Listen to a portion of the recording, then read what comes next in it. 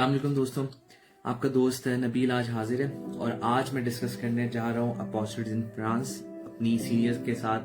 आमना खान जो कि फ्रांस में काफ़ी अर्से से मुकीम है और अब तो फ्रेंच नेशनल भी हैं, तो उनसे हम डिस्कस करेंगे। और हमें इस सेशन में स्पॉन्सर किया है ग्रीन हाउस कैफ़े ने, जो मेरे दोस्त शहरियार का है। और GH25 अगर आप वहाँ विजिट करते हैं और GH25 कोड उनको बताते हैं तो आपको 25% डिस्काउंट मिलता है। और शहरियार का ये कैफ़े मौजूद है बिल्कुल जेबिस यूनिवर्सिटी जो क्लिफ्टन में वाक़ है उसके बिल्कुल सामने। तो आप जाएं, विजिट करें, अपना फीडबैक शेयर करें और 25% डिस्काउंट अवेल करना ना भूलिएगा। अच्छा, अब आज के सेशन के अंदर हम डिस्कस करेंगे कि फ्रांस में इस रेयर टू हैव के फ्रांस में कोई हमें पाकिस्तानी सुनने में या देखने को मिला हो।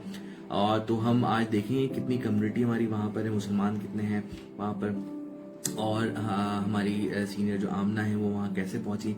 बाय द वे, इनकी खास बात ये है कि she is first chartered accountant, first female नहीं, फर्स्ट चार्टर्ड अकाउंटेंट। इन्हें आज तक किसी मर्द औरत ने पाकिस्तान की ये मार का सरंजाम नहीं दिया कि वो फ्रेंच बॉडी जो है अकाउंटेंट्स की उसकी मेंबर भी है। तो ये एक खास बात है, इसका मतलब कि उन्होंने फ्रेंच भी सीखी होगी, उसके एग्जाम भी लिखे होंगे। तो आप देखते हैं इन्होंने क्या किया, उनकी जर्नी सकते हैं। चलो अब मैं उनको ऐड करने जा रहा हूँ, तो please stay with me. Thank you.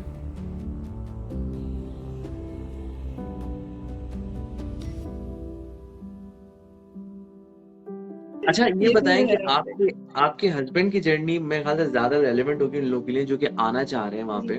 तो क्या स्टूडेंट साइड पे स्कॉलरशिप मिलती है, जो कि यूरोपियन स्कॉलरशिप्स होती हैं, क्या उसके थ्रू आ सकते हैं? आएंगे तो क्या चैलेंजेस होंगे, क्या वो जॉब उनको मिल जाएगी उस बेसिस पे, क्या कैसा एक्सपीरियंस उनका?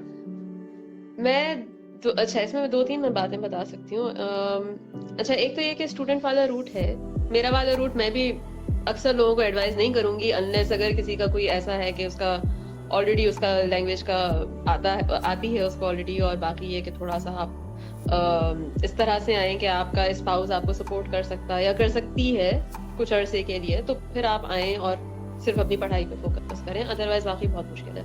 लेकिन ये कि आप डायरेक्ट एम्प्लॉयमेंट से भी आ सकते हैं। डायरेक्ट एम्प्लॉयमेंट में आपको बस थोड़ा बैठ के ढूंढनी पड़ेगी। किसी MNC में जैसे फॉर एग्जांपल आप काम कर रहे हैं, किसी बिग 4 में आप काम कर रहे हैं, आप इंटरनल आप एक ट्रांसफर मांगेंगे, उसमें भी इनके पास अलग तरह के एक मतलब वीजा की टाइप्स हैं। उसमें वीजा में जो आजकल हम कहते हैं ना कि स्किल्स हमको देखने चाहिए कि हमारे रेलेवेंट स्किल्स कौन से हैं जो हमारे मार्केट में डिमांड में है। हमको वो स्किल्स अगर आते हैं तो हमारी ऑफ कोर्स सैलरी भी एक हाई पेइंग वाली हमको जॉब मिलेगी। तो उसकी कैटेगरी अलग है यहाँ पे वीजा की, कि आपकी आई थिंक 65,000 या 67,000 पर एनम अगर आपकी सैलरी है तो आपको उसके लिए बस खाली ऑथराइजेशन टू वर्क तो ऑफ कोर्स आपका एम्प्लॉयर लेगा, लेकिन उसके बाद आपको वो पासपोर्ट, टैलेंट पासपोर्ट के नाम से एक वीजा मिलता है, आपको वो मिल जाएगा। इस टैलेंट पासपोर्ट वीजा में आपको 2-3 और भी कैटेगरीज हैं। उसमें आपकी कंपनी भी बना सकते हैं आप अपनी, तो वो भी आप मतलब डिपेंडिंग, आपको जाहिर है अपना पूरा एक फिजिबिलिटी स्टडीज आपको प्रेजेंट करनी पड़ेंगी, लेकिन आपको इस तरह की वीजा भी मिल सकते हैं। लैंग्वेज बैरियर नहीं आएगा जब प्रेजेंट करोगे? फ्रेंच में प्रेजेंट करना पड़ेगी ना? हाँ, तो ऑफ कोर्स लैंग्वेज तो आपको सीखनी पड़ेगी। लैंग्वेज तो आपको इन एनी केस अगर आप जॉब करने भी आ रहे हैं तब भी आपको इनिशियल डेज चले कह लें आपके शायद इंग्लिश में गुजर जाएं आसानी से, बट आपको इवेंचुअली इवन बिकॉज आपके कोलीग्स फ्रेंच हैं तो आपको कुछ ना कुछ तो फ्रेंच की शुद्ध चाहिए ही होगी ना। तो वो तो मतलब उसके बगैर तो गुजारा नहीं है। लेकिन ये कि अगर आपको थोड़ी सी फ्रेंच समझ में आती है, भले आप स्टूडेंट रूट से आ रहे हैं या आप एम्प्लॉयमेंट रूट से आ रहे हैं या आप वो काम कर रहे हैं जो मैंने किया, तो ये सारी चीजें आपके लिए फीजिबल हैं, या कह लें एटलीस्ट ऑप्शंस ओपन है आपके पास। तो अब अच्छा, स्टूडेंट की अगर हम बात करें तो स्टूडेंट में इरास्मस वगैरह टाइप के तो है ही, ऑफ कोर्स स्कॉलरशिप्स तो है ही। एक और चीज़ ये है कि अगर ख़ासतौर से आप 28 ईयर्स से कम एज के हैं तो आपको annually around 400-450 Euros per annum पे करने हैं खाली।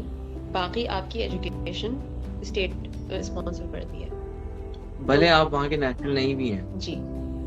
अच्छा, की भी एजुकेशन, बीच में ये बात आई थी 1-2 साल पहले कि जो फॉरेन स्टूडेंट्स हैं उनसे हम फुल चार्ज करेंगे, लेकिन उसमें बहुत सारी यूनिवर्सिटीज ने खुद ने मिलके जो है ठीक ठाक प्रोटेस्ट किया इस पे। और आई थिंक 2-3 यूनिवर्सिटीज ने स्टार्ट किया है अभी, लेकिन मेजोरिटी यूनिवर्सिटीज जो है वो नहीं कर रही। तो लेकिन एज ऑफ कोर्स मैटर करती है। तो 28 ईयर से यंगर अगर आप हैं तो आपको बस खाली इतना पर एनम पे करना है, और आपको अपनी लिविंग कॉस्ट देखनी है। तो लिविंग कॉस्ट में ऑफ कोर्स आपकी एकोमोडेशन हो गई, थोड़ा बहुत खाना पीना जो भी, तो उसमें आपको एक सर्टेन नंबर ऑफ आवर्स वगैरह कुछ अलाउड भी हैं। आप साइड पे आप काम करना चाह रहे हैं तो आप वो भी कर सकते हैं। तो एक तो ये चीज है कि अगर आप इतने यंग ब्रैकेट में हैं तो आप ऐसे भी आ सकते हैं। आप थोड़े बड़े हो गए, अगर इस एज से ज्यादा हो गए, तो फिर डिपेंडिंग कि आप कौन सा मास्टर्स उठा रहे हैं, होपफुली मास्टर्स ही उठा रहे होंगे, मतलब उससे पहले तो मतलब बहुत ही बचकाना हो जाती हैं आपकी डिग्रीज। तो उसमें ये कि 6-7,000 से लेके अराउंड 20-22,000 तक बहुत आराम से कॉस्ट जा सकती है एक साल की। ये सिर्फ एजुकेशन की कॉस्ट है, फिर उसके बाद on the top of it आपके लिविंग एक्सपेंसेस वगैरह अलग से आएंगे। एक दफा आपने पढ़ाई खत्म कर ली तो आपका स्टूडेंट वीजा, तो मतलब आप आए तो स्टूडेंट वीजा पे थे, उसके बाद आपके पास अराउंड 1 साल का टाइम है। उस 1 साल में आप जॉब ढूंढेंगे तो ऑफ कोर्स आपका वीजा कन्वर्ट होगा।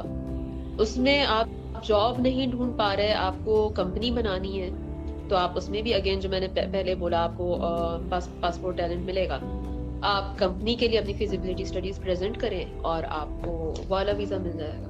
तो इट डिपेंड्स कि आप कौन सी वीजा की कैटेगरी के लिए एलिजिबल हो रहे हैं, लेकिन आपके पास 1 साल का टाइम है to stay in France and to work on your project. जो भी आप जहाँ पे भी आप जाना चाह रहे हैं आप वहाँ पे जा सकते हैं। तो 1 साल तक अगर आप नहीं कर पाए तो फिर of course you have to go back, लेकिन इतना टाइम मिल जाता है। 1 साल अच्छा खासा टाइम होता है। तो यूं भी होता है कि आपने खास तौर से अगर आप एज ए स्टूडेंट आए तो आपने कुछ ना कुछ फ्रेंच सीख भी ली होगी, उस अरसे में भी सीख ली होगी ना। और डिपेंड्स कि अगर आपने इंग्लिश का कोई कोर्स किया था तो फिर ऑफ कोर्स थोड़ा सा मुश्किल है आपको, लेकिन अगर आपने कोई फ्रेंच का ही मास्टर्स उठाया था तो आपको इनिशियली एक आई थिंक B2 लेवल की आपको फ्रेंच जस्टिफाई भी करनी होती है।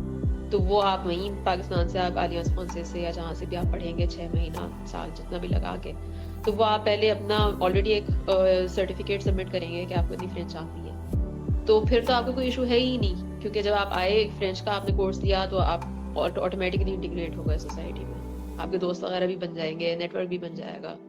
तो वो तो काफी कंपैरेटिवली बहुत आसान रास्ता है।